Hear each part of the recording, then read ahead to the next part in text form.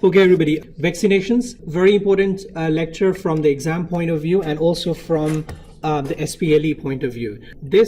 So from the, as I said, a very important lecture from SPLE point of view as well. All of you have seen this applicant guide for SPLE. This document has all the regulations about SPLE and also the statement topics which will be covered in SPLE. And you have seen that there are 4 main areas which are mentioned in this applicant guide and that will be covered in the SPLE. And what are they?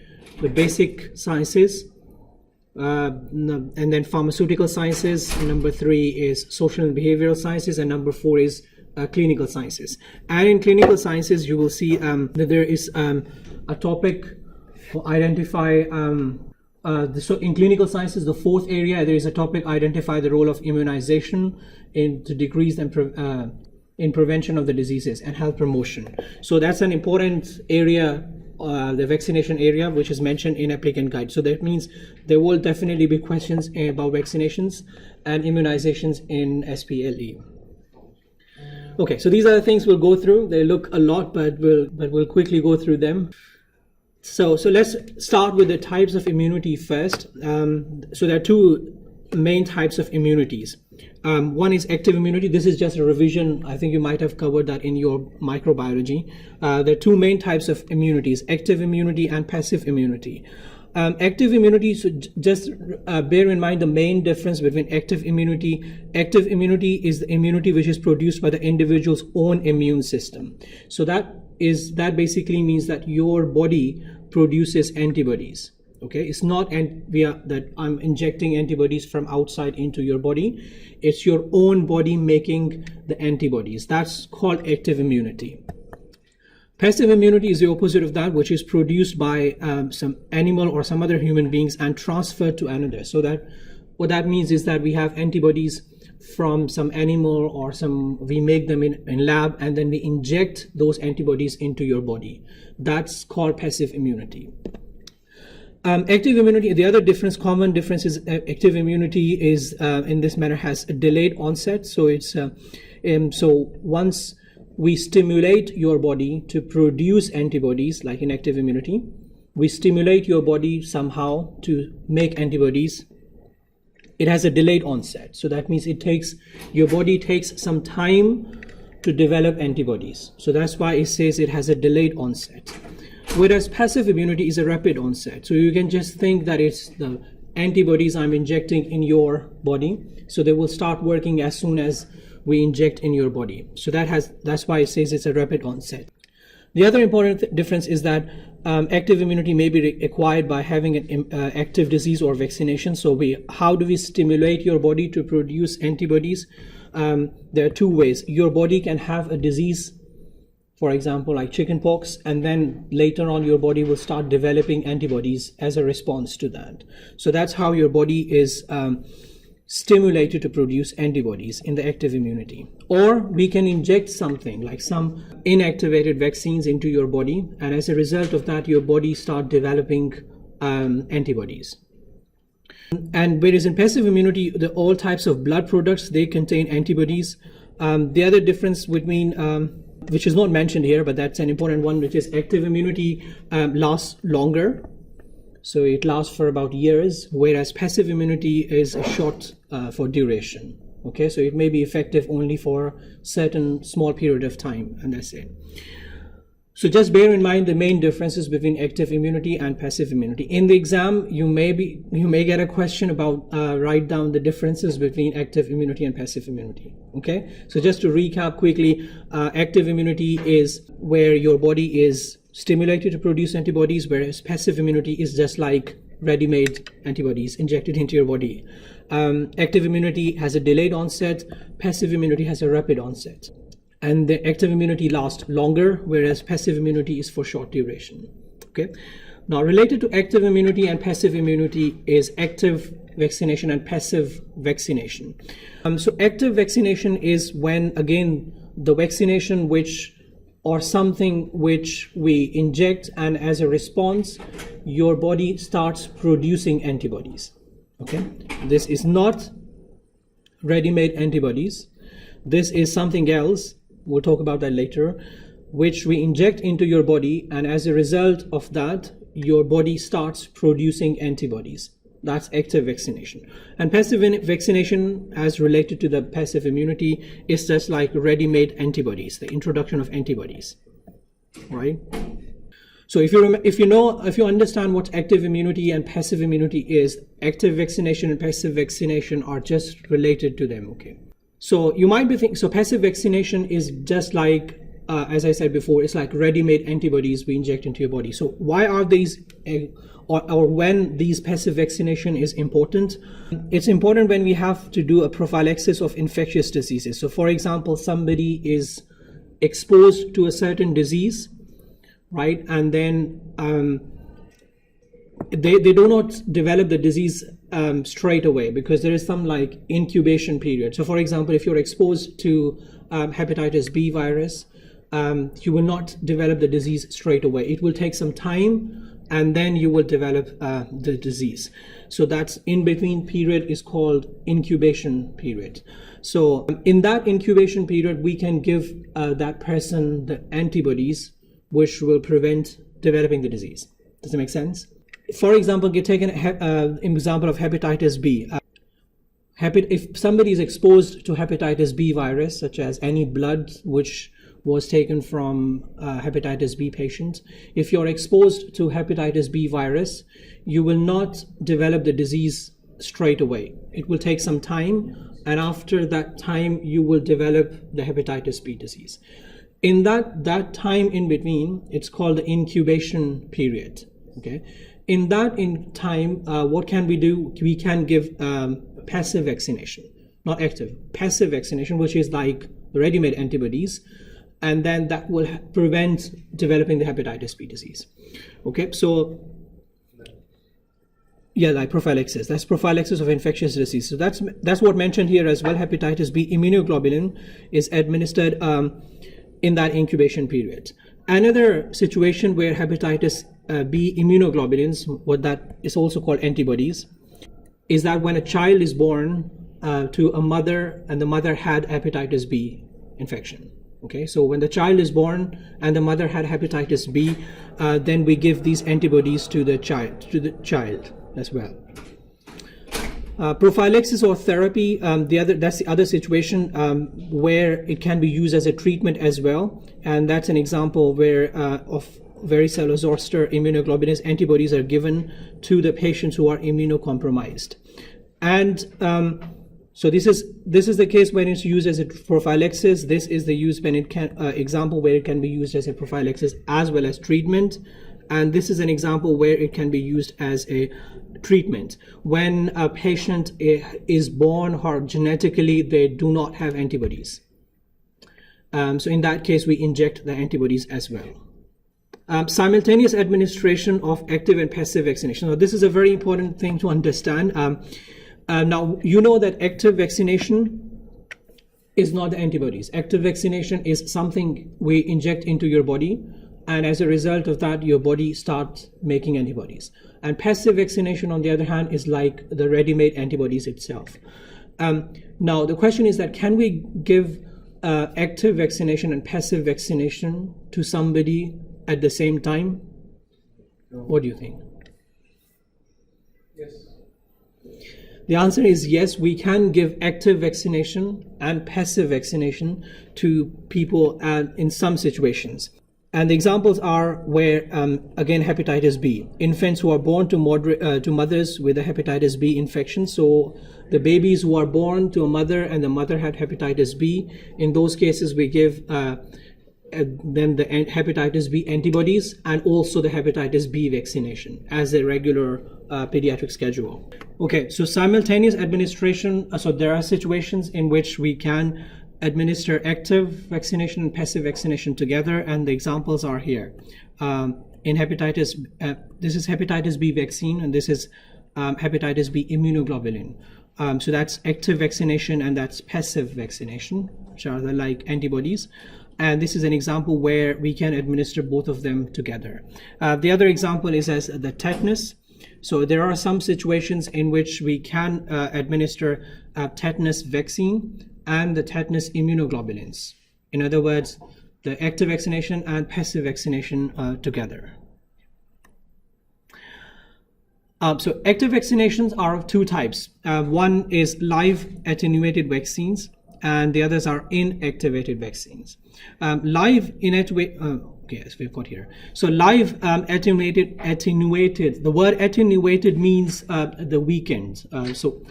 Not something which we have made very weak. It's not very strong, it's weak. That's called attenuated. So live attenuated vaccines are basically some products, they are actually the bacteria which we have made them very weak, or there are some parts of bacterial or viral structure which we inject into your body, and as a result your body responds and start making antibodies. To reduce bacteria and virus?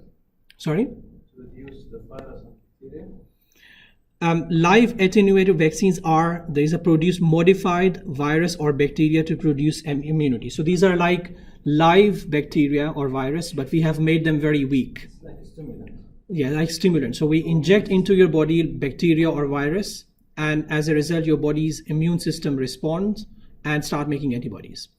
But these bacteria or virus are very weak, so they cannot cause a disease. Okay.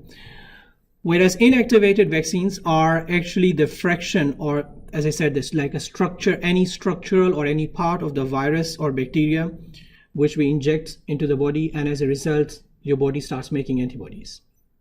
Okay, so here is an actual live bacteria or virus, but very weak, and it cannot cause the disease. And here it's either the killed bacteria or virus or any part of their structure which we inject. So it's important to understand what is live attenuated vaccines and what are inactivated. Inactivated means killed or any structure or part of the bacteria or virus, whereas live vaccines are actually the live bacteria or virus, but they're very weak and they cannot cause a disease. But the important thing to bear in mind for the live inactivated vaccines is that because they're live bacteria or virus, so that means they can't cause problems in patients who are immunocompromised, who have very weak immunity. In those patients, we try to avoid live vaccines because the patient already has very weak immunity, and if you inject bacteria or virus, although bacteria or virus are weak, they can still cause disease or problem. Now, which vaccines are live vaccines and which vaccines are inactivated vaccines is mentioned on this slides. You need to find a way to remember which vaccines are live attenuated and which vaccines are inactivated, because it can be asked in the exam. For example, a question like which of the following is a live vaccine, or which of the following is an inactivated vaccine. Or you might be given a scenario in which you have to figure out that this vaccine is a live vaccine or not. The way I remember is that just remember the live vaccines. It's because there are few. MMR, varicella, zoster, rotavirus, live inactivated influenza vaccine, yellow fever, oral typhoid. So it's easy to remember the live vaccines because they are few, and then the rest of them will be inactivated vaccines. It's the same slide, but it's just the abbreviations because there were too many, so I have put them in two different slides. Okay. I have tried to put together a mnemonic so you can try and remember which vaccines are live vaccines. So if you can see, Rome is my best place to go yet. So you can remember these letters and the vaccinations which start from these letters. These are live vaccines, and the rest of them will be the inactivated vaccines. Okay, everybody? You need to find a way to remember which vaccines are live and which vaccines are inactivated. Now, a little detail about the flu vaccine, because it's the most commonly used vaccine, and in practice we get a lot of questions about the flu vaccine. This one thing important to remember is this influenza or flu vaccine is different from another vaccine which people always get confused with, is the Hib vaccine. This one, Hib, is the Haemophilus influenza B vaccine. Hib vaccine, Haemophilus influenza B vaccine. Haemophilus influenza is a bacteria, whereas this flu vaccine is a viral infection Okay, influenza is a viral infection, and don't get confused with the other vaccine, which is Hib, which is against Haemophilus influenza B, which is a bacteria. Okay, influenza is a viral infection. Haemophilus influenza B is a bacterial infection. The vaccines are different. So flu vaccine, which people get every year, and the reason people get every year flu vaccine is given every year, and this is because every year because the flu virus is very clever, and every year it comes with a mutation. So every year we have to develop a new flu vaccine against that flu virus. So when does this new virus comes? What time of the year? Winter. Yes, around winter time, around, I would say, October time. So that's the time when the new flu season starts, you can say. So in October, people should start getting the annual flu vaccine, okay? Because that's the time when the new flu virus has come around, okay? So that's October time. The flu vaccines are of two types. Flu vaccine is also inactivated flu vaccine and live flu vaccine. Okay, so flu vaccine also comes in two forms. One is inactivated and the other is live vaccination. The questions a lot of times we get asked in practice is that if somebody has got a viral infection and they are being treated with antiviral drug, for example, Tamiflu, can we give them the flu vaccine at the same time? Okay, the answer is that if you have to give an inactivated flu vaccine, then it can be given with the viral drug. So antiviral drug, for example, Tamiflu, we can give the vaccine together, whereas, with inactive vaccine. Whereas a live vaccine cannot be given with if the patient is taking the drug. And the recommendations are if the patient stops the drug, wait for 48 hours and then give the live vaccine, or if the patient is already given a live vaccine, wait for 2 weeks and then start antiviral drug therapy.